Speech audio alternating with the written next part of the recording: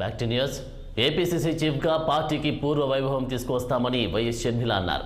తనను ఆంధ్రప్రదేశ్ అధ్యక్షురాలిగా నియమించిన కాంగ్రెస్ అధిష్టానానికి ఆమె కృతజ్ఞతలు తెలిపారు. రాష్ట్రంలో పార్టీకి పూర్వ వైభవం తీసుకురావడానికి పూర్తి నిబద్ధత, చిత్తశుద్ధితో పనిచేస్తాను అని తెలిపారు. ప్రతి కాంగ్రెస్ కార్యకర్తతో కలిసి పనిచేయడానికి ఎదురు చూస్తున్నాను అని, తనకు రుద్రరాజు మద్దతు ఉంటుందని ఆశిస్తున్నట్లు పేర్కొన్నారు.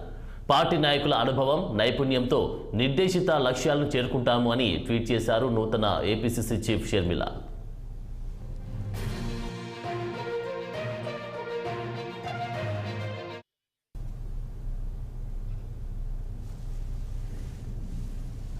ఇక వైఎస్ షర్మిలను ఆంధ్రప్రదేశ్ కాంగ్రెస్ అధ్యక్షురాలిగా ఏఐసీసీ నియమించింది.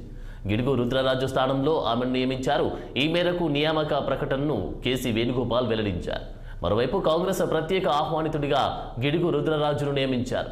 ఈ నెల 4న కాంగ్రెస్లో చేరిన షర్మిలకు పీసీసీ చీఫ్ బాధ్యతలు అప్పగిస్తారు అని అంతా భావించారు. అనుకున్న ప్రకారమే ఆమెను పీసీసీ అధ్యక్షురాలిగా నియమించారు. దీంతో షర్మిల ఏపీ కాంగ్రెస్ చీఫ్గా బాధ్యతలను త్వరలో తీసుకోబోతున్నారు.